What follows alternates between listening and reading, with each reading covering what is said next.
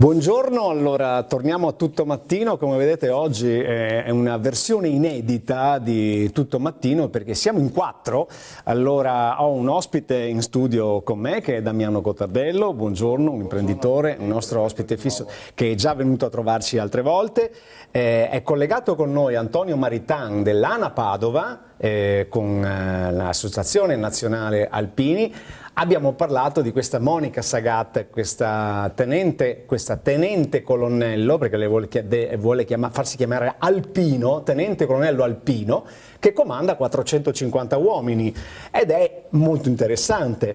E poi è con noi Federica Sandi dell'Ordine degli Psicologi del Veneto, buongiorno, è ben collegata. Con la quale parleremo anche di una bella iniziativa che mi pare sia stasera, Fate le Brave, poi ce ne parlerà, è corretto, no? È oggi che questa cosa, al Pedrocchi? Oggi c'è la presentazione al Pedrocchi, la conferenza al Pedrocchi, stampa. Poi ce ne parlerà, ma torniamo sull'argomento che stavamo trattando poco fa con i nostri ospiti, insomma la tenente colonnello Monica Sagat diventa comandante di brigata, 450 uomini.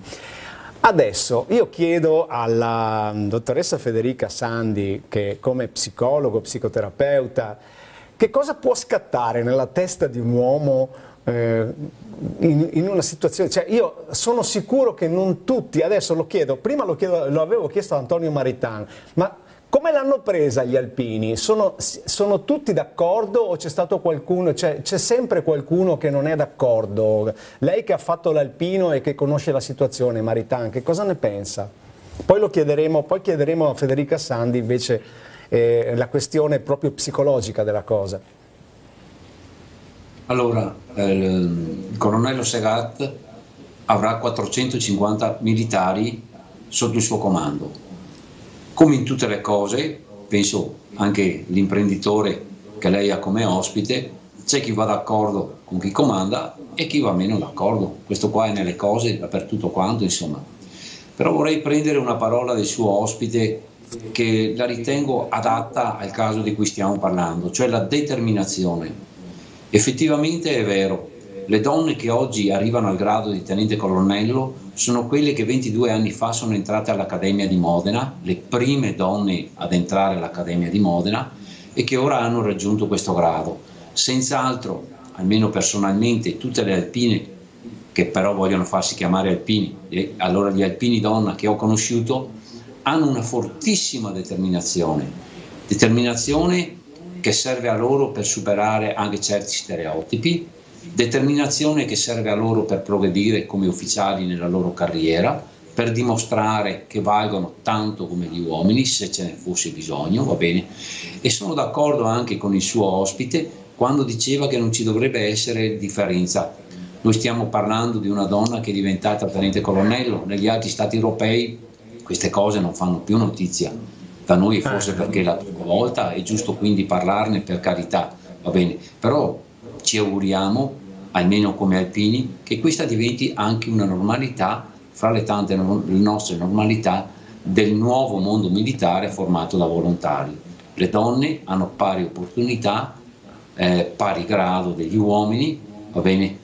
E se arrivano a conquistarsi un qualcosa in più è senz'altro merito della loro determinazione. Bene, allora Maritan, è una cosa interessante perché lo chiedo a Federica Sandi, perché anche nel mondo della polizia, per dirti, la donna che fa il questore, la donna che fa il prefetto, la donna che fa il comandante della polizia stradale o della questura, è una cosa abbastanza normale. Il punto è l'alpino, perché lì si va in guerra, si va sulle montagne, si ha il fucile in mano, è questa forse la differenza? Lei come la legge tutta questa narrazione?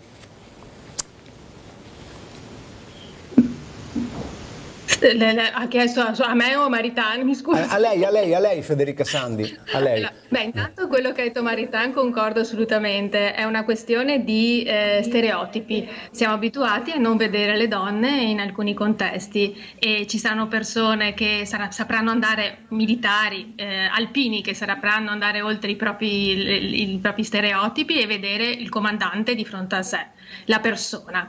quindi al di là dell'uomo e donna, e ci saranno magari alpini che faranno più difficoltà, e quindi è questione di stereotipi, che come siamo abituati a vivere certe dimensioni,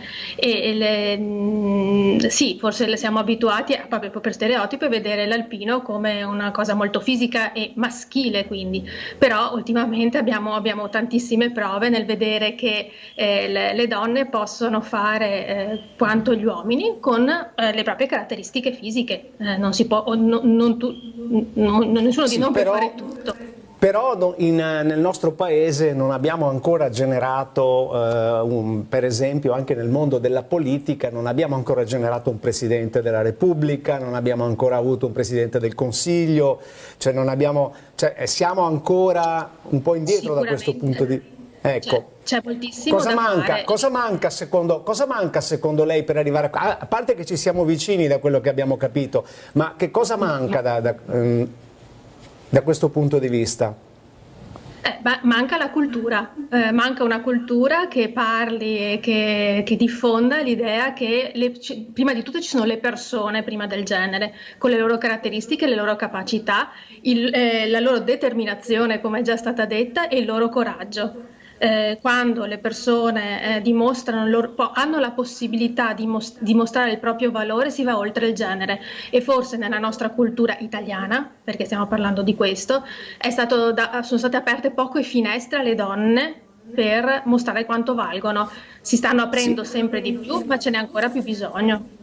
Certo, ma una donna con le palle fa paura, però. Una donna con le palle, perché una donna con le palle, come si dice, fa paura all'uomo? Spaventa? Perché gli uomini finora sono stati abituati ad essere quelli con gli attributi, ma anche le donne ce li hanno, se vogliamo parlare in questo senso. È questione veramente di una struttura psicologica che è abituata a ricevere delle informazioni declinate al maschile. E le donne a volte determinate sono state troppo mascolinizzate, invece la donna è femminile anche se ha potere, se comanda, se dice agli altri cosa fare, è molto femminile. Ho conosciuto donne femminili che avevano più capacità di comando di molti uomini. Ecco, hanno le donne. Allora andiamo nel mondo delle aziende, che visto che abbiamo Damiano Gottardello che con le aziende insomma ci lavora regolarmente. Hanno paura delle donne in azienda, gli uomini adesso? Ma guardi, io farei un passo indietro, perché adesso finché parlava la dottoressa Sandi, pensavo a 2000 anni fa, quando in Grecia chi determinava le strategie di guerra e quindi i percorsi di quelle che erano poi, diciamo, le modalità per attaccare o difendersi in Grecia erano le sacerdotesse di Dodena e di Delfi, e queste avevano un potere immenso, decidevano se l'esercito doveva partire oppure no. E questo perché? Perché già da allora la visione che la donna aveva sul futuro era una visione fuori dagli schemi, e mai come oggi abbiamo bisogno di guardare oltre gli schemi. Se questo mondo che sta finendo, perché è inutile che ci guardiamo e cerchiamo di fare quello che facevamo fino a ieri, cercando di impegnarsi sempre di più e farlo meglio, è un mondo che è destinato a essere cambiato, perché è finito. Ed è un mondo che non sarà ad appannaggio come visione da parte degli uomini, perché noi uomini abbiamo la capacità di fare ragionamenti che sono logici, basati su un percorso di informazioni. Le donne hanno la cosiddetta intuizione, che è la modalità di immaginare qualcosa di diverso e che serve a questa umanità. Vengo al discorso delle aziende. In azienda oggi la donna può determinare se l'azienda è vincente oppure no. Perché? Perché ha la capacità, ha la determinazione, ha la sensibilità, ha la leadership e ha la capacità di entrare in empatia con chi gli sta attorno. Dopodiché noi in Italia abbiamo un retaggio. Purtroppo i maschi escono da casa a 35 anni, quindi sono dei mammoni, c'è niente da fare. Cioè, mentre all'estero a 18 anni... Cosa ne dice la dottoressa Sandi? Cosa ne dice di queste affermazioni? Ci stanno? È d'accordo?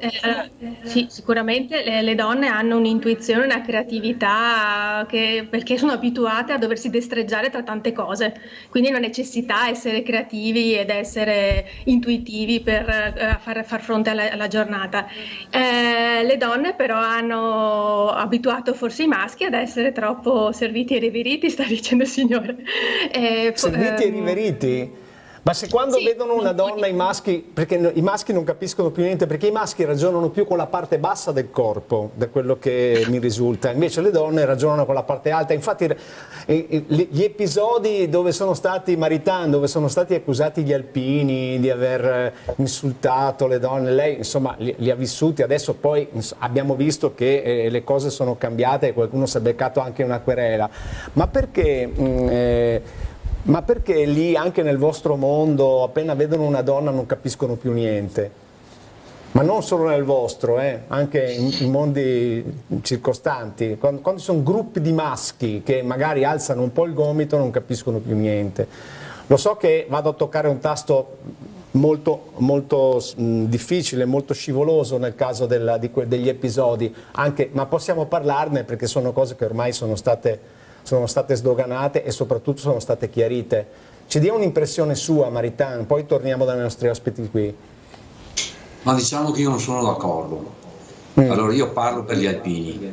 Nel caso a cui lei accennava, va bene, è stato generalizzato in maniera incredibile, sia da certi organi di stampa, da certi organi di televisione, si è visto di tutto e di più. Anche personalmente ho ricevuto delle mail, ho visto su Facebook, va bene, delle accuse incredibili, prima ancora che si sapesse sono alpini, non sono alpini, cosa hanno fatto, cosa non hanno fatto, di vero, di non vero, eccetera, eccetera. Come dicevo prima, quando parlavamo del tenente colonnello, su 450 uomini c'è chi sarà d'accordo e chi non sarà d'accordo. Quando c'è una donata alpini, le persone che si aggiungono agli alpini, unitamente agli alpini, possiamo raggiungere il numero anche di 400.000 persone nella stessa città che si concentrano in modo particolare nei giorni prima della sfilata e il giorno della sfilata. Non può essere che tutto va bene, c'è sempre qualcosa che va male. Vede, voglio dire una cosa senza accusare nessuno, chiaramente. Una volta noi come ANA, come associazione, avevamo il nostro servizio d'ordine che pattugliava le strade nei giorni precedenti la sfilata, va bene, e che controllava quello che succedeva ed eventualmente rimproverava o raddrizzava, fra virgolette, le persone che si comportavano male. Poi, per vari motivi, non voglio entrare nel merito, comunque va bene, ci è stato vietato di fare questo servizio d'ordine privato, fra virgolette, diciamo così, no? Adesso ognuno si sente libero di andare alle giornate degli alpini e, fra virgolette, sempre di fare quello che vuole. Noi vediamo ragazzi che non possono aver fatto gli alpini, data l'età e dato il cappello. Ok, ho capito, ma ho capito, Maritain, lei sta dicendo che insomma la colpa non è degli alpini, è di un gruppo, cioè, no, dei maschi, insomma, i maschi in genere, gli alpini non c'entrano niente.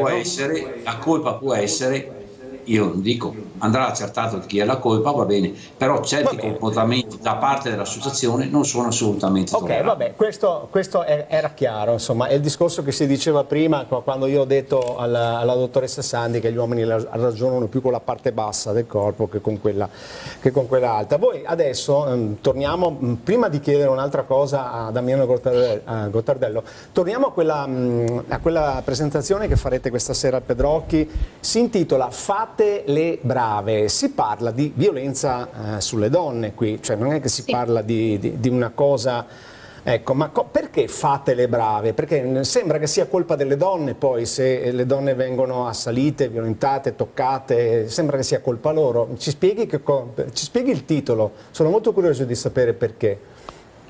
Ha un doppio senso, brave in inglese è brave, coraggiose, quindi è siate coraggiose. È un percorso, quello che presentiamo tra poco al Pedrocchi alle 11:30 c'è la conferenza stampa, per il contrasto alla violenza di genere riferito alla violenza economica, che è un tipo di violenza di genere di cui si parla poco. Le donne hanno bisogno di sdoganarsi, di diventare autonome nella gestione del denaro e di capire quando nella propria famiglia le viene impedito di essere autonoma in questo campo. Quindi saranno una serie di conferenze per raccontare, fare educazione finanziaria per rendere le donne sempre più autonome anche su questo tema, perché spesso, proprio per gli stereotipi di cui parlavamo prima, le donne credono e anche gli uomini credono che il denaro sia cosa maschile da gestire più che femminile, e quindi per le donne che sentono di aver poche competenze in materia è l'occasione per imparare tanti termini del mondo finanziario, economico e come gestire certe situazioni di violenza. Interessante Quindi quello che ha detto la è dottoressa presa. Sandi. No, ma infatti, ma è interessante anche perché si parla anche del mondo economico, le donne avranno un futuro. Come la vede lei, Gottardello, il futuro per le donne in Italia, anche dal punto di vista economico, cioè dal punto di vista finanziario, dal punto di vista imprenditoriale? Allora, guardi, Fabio, io vedo un futuro molto bello, perché la donna, lo dicevo prima, ha la capacità di sognare, e io dico anche gli uomini, ma le donne molto di più. E il futuro lo si può costruire solo se si ha un sogno, un grande sogno. Io lo dico soprattutto ai ragazzi che mi trovo a incontrare, che mi dicono cosa ne pensi, come vedi il futuro. Io dico, guarda, il futuro va inventato. Cioè, oggi il lavoro non si cerca più, lo si inventa. Cioè, pensare a determinati lavori che esistono oggi e fare un passo indietro di 5 anni, erano lavori che non esistevano. E qui la donna ha una grandissima potenzialità da esprimere. Fermo restando che, agganciandomi a quello che diceva la Presidente dei Psicologi, bisogna fare attenzione a una cosa. Questa potenzialità tu la puoi esporre, la puoi utilizzare e aprire al massimo nel momento stesso in cui sei indipendente. Io suggerisco sempre a tutte le donne, trovatevi e cercate la vostra indipendenza, soprattutto economica, perché l'indipendenza economica vi permette di scegliere, vi permette di essere libere, vi permette di far volare la mente, e quando la mente vola si può creare qualsiasi cosa. C'è una cosa che volevo chiedere alla dottoressa Sandi, mi accende proprio l'idea, Damiano Gottardello. Quando in una coppia, diciamo, no? Marito e moglie, compagni, è lei a guadagnare molto più di lui, possono esserci dei problemi? Possono esserci, perché torniamo al tema iniziale, cioè si è abituati che è l'uomo che porta la pagnotta a casa, e quindi un uomo si può sentire anche sminuito nelle proprie competenze, capacità, quello che storicamente a lui è stato assegnato, e quindi sì, può portare un po' di squilibrio nella coppia, di terremoto, però se le persone sono intelligenti, elaborano, si danno l'occasione anche di parlare di questo tema e superarlo. Dopo può diventare anche una crepa in una coppia se uno dei partner non accetta questa differenza, che può essere anche la donna che non accetti di stare con un uomo che non guadagna quanto lei o che guadagna di meno di lei, quindi viene da entrambe le parti. Ma se mi permette, prego. Allora, c'è un problema, come si può dire, di educazione. Allora, quando un bambino nasce, il maschio ha 40% di femminilità, 60% di maschio, la donna è il contrario. Poi è la società che proietta queste sensibilità in maniere diverse. Quindi il maschio che non è maschio completamente, cioè nel senso che non arriva al 90%, non è un maschio in Italia che è completo. Invece non dico che deve essere effeminato, ma deve avere quell'attenzione che gli permette di considerare e di vedere la donna come un elemento alla sua pari col quale costruire un futuro. E questo è il vero problema della scuola, perché qua Cioè, nel momento in cui il bambino entra nel sistema scolastico, il nostro sistema di educazione, cioè, stabilisce che il maschio è colui che comanda, la donna è quella che sta sotto. Ma perché? Perché è il sistema che è sbagliato. E qua, cioè, se vogliamo cambiare e soprattutto rendere vincente questa Italia che si sta spegnendo, dobbiamo partire dalla scuola e soprattutto da questo sistema educativo. Assolutamente d'accordo, vuole commentare dottoressa Assolutamente Sandi? d'accordo sul fatto che la scuola e l'educazione deve supportare questo passaggio di mentalità e lo deve fare anche con dei percorsi sull'affettività, sul rispetto delle persone, perché quando rispettiamo le persone andiamo al di là del genere, l'ho ripetuto più volte, quindi abituare fin da bambini a leggere le emozioni degli altri, come stanno gli altri, a capire gli altri cosa rappresentano per noi in maniera più chiara, ci aiuta anche a non stereotipizzare il loro comportamento o pretendere da loro un'azione che diversa da quella che possono fare. Quindi la scuola ha un ruolo fondamentale con percorsi mirati, oltre che insegnare le tabelline, a leggere e scrivere la storia, che è fondamentale, deve anche però trovare dei percorsi per aiutare i bambini fin da subito a leggere le proprie emozioni, quelle degli altri, e a vedere le caratteristiche degli altri al di là del genere. La scuola può essere anche la scuola di vita, per esempio, e qui lo chiedo, visto che abbiamo ancora 5 minuti, ad Antonio Maritan. Tutti dicono che per forgiare meglio i giovani d'oggi sarebbe interessante rimettere in piedi il servizio militare. Lei è d'accordo, Maritan? Lei che ha fatto l'alpino, che vede, che parla, che sente, cosa dicono nel suo mondo? Allora, il servizio militare una volta, va bene, aveva i suoi lati belli e i suoi lati brutti. Senz'altro chi lo ha fatto in modo costruttivo ha avuto un'esperienza che si è trascinata poi per tutta la vita. E quello che riguarda in modo particolare i corpi che avevano un'intensa attività, un ordine gerarchico stabilito, degli ordini precisi e in cui si doveva faticare. Penso non solo agli alpini, per esempio anche ai paracadutisti, ai lagunari e altri corpi che c'erano e che ci sono ancora adesso, le cosiddette unità operative.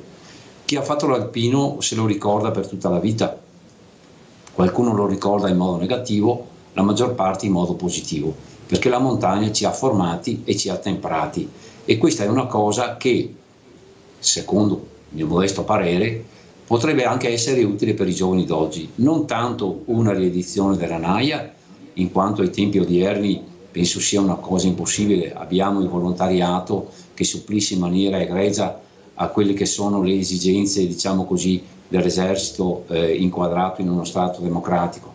Però far fare ai giovani un periodo di 5-6 mesi, come propone la nostra associazione, di servizio civile, chi vuole lo fa negli ospedali, chi vuole lo fa nelle case di riposo, chi vuole lo può fare anche in caserma, per esempio, senza le armi, senza tutto l'addestramento che hanno i volontari, però come disciplina, come ordine e come impostazione anche mentale. Si impara ad essere ordinati, si impara a incasellare le cose al suo posto, si impara a rispettare chi dà gli ordini e chi li riceve, si impara a fare bene le piccole cose, perché poi serviranno per fare le grandi cose. Praticamente, no? Quando uno si sposa, diciamo così, impara a tanti giovani tenere a posto. E forse tanti giovani avrebbero veramente bisogno di avere anche una inquadratura al di fuori della famiglia, come diceva l'imprenditore, con cui sono perfettamente d'accordo. Diventano dei mammoni che vanno via a 35 anni, se non addirittura di più, va bene, potrebbero imparare ad avere una maggiore autonomia in tutte le loro cose, e magari questo potrebbe servire anche alla società. Assolutamente. Allora, voleva aggiungere qualcosa Cottardello, da quello che ho capito? Allora, solo un inciso che, come si può dire, è una nota di colore, ma alla fine dà la dimensione del mio pensiero. Nel senso che se noi pensiamo alla vita di una donna che magari abbia 2 figli, che abbia la necessità di gestire la propria vita da sola, quindi li debba crescere, li debba seguire, abbia un lavoro, abbia un mutuo, abbia magari una rata sulla macchina, abbia necessità di gestirsi i lavori domestici. Cioè, vi rendete conto che capacità organizzativa deve avere questa persona? Sì. Quando si dice la potenza delle donne, è proprio questa. Cioè, pensate, una potenzialità del genere trasferita in azienda, che valore aggiunto può portare? Cioè, una donna che lavora, si gestisce un carico familiare di questo tipo, riesce a far quadrare i propri bilanci familiari con quelle che sono le risorse che ha a disposizione e magari si deve inventare anche altra modalità per riuscire a fare in modo che il mese quadri e i propri figli abbiano un'educazione che sia corretta, non lasciati sulla strada. Cioè, una donna che va premiata con un lavoro, va premiata con un passaggio e un aumento sul proprio lavoro. Perché se tu riesci a fare questo sul tuo posto di lavoro, cioè tu meriti una progressione, ed è questo che molto spesso non si considera solo quanto tu porti, ma quanto fai dietro. Allora io, per quanto mi riguarda, se ho la possibilità, suggerisco di lasciare qualche ora libera per gestirti il tuo lavoro domestico e i tuoi figli. Quello che rimane, tu in azienda riuscirai a fare il doppio o il triplo con un'efficienza e una libertà mentale che riesce a fare qualcosa che gli altri non riescono a fare. Questo è il vero valore delle donne.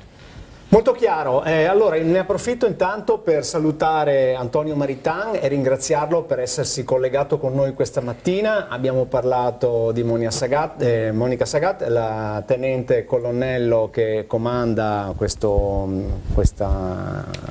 Che cos'è? Come si dice? Un reggimento di 450 alpini. Nono reggimento alpini, ci ha spiegato delle cose molto interessanti. Lo salutiamo, grazie. Grazie a voi e ai vostri ospiti, arrivederci. E saluti all'Ana. Bene, per concludere allora, poi nel frattempo abbiamo liberato un canale perché adesso dobbiamo collegare anche il condirettore del Mattino di Padova, Cagnan, che verrà con noi, poi fra 15 minuti sarà con noi anche l'assessore Diego Bonavina, poi andando avanti parleremo di auto elettriche, insomma è una bella puntata molto articolata. Ma prima di salutare Federica Sandi dell'Ordine degli Psicologi del Veneto, che deve andare, allora sì, ci faccia un riassunto di quello che farete oggi, veloce, in modo che così chi si è collegato da poco può capire al volo che cosa eventualmente, anche per poter partecipare a questa iniziativa. Allora, oggi alle 11:30 al Pedrocchi ci sarà la conferenza stampa di presentazione di Fate le Brave, un progetto che mira al contrasto della violenza di genere e soprattutto rispetto alla violenza economica. È la presentazione di un percorso che inizierà il 6 di ottobre, ci sarà un incontro al mese, un giovedì al mese, di 2 ore serale su varie tematiche, ci saranno 8 incontri, quindi per 8 mesi questo progetto accompagnerà tante donne e tante professioniste, perché è rivolto sia alle donne che vogliono aumentare le proprie competenze, ma anche alle professioniste che possono trovarsi nel proprio lavoro ad avere a che fare con una donna che subisce violenza di genere e non sapere come gestirla. Quindi avvocate, commercialiste, notaie, ci saranno tra le relatrici, oltre che psicologhe e assistenti sociali, quindi e giornaliste, perché l'evento vedrà anche delle giornaliste, infatti è patrocinato dall'Ordine dei giornalisti, e quindi è una buona occasione per fare educazione finanziaria e far conoscere il fenomeno della violenza di genere a più livelli, alle donne e, ripeto, ai professionisti, perché è importante che i professionisti siano preparati per poter essere significativi per le donne che hanno bisogno di aiuto. Grazie a Federica Sandi per essere stata con noi, noi ce ne andiamo in pubblicità, a tra poco. Arrivederci.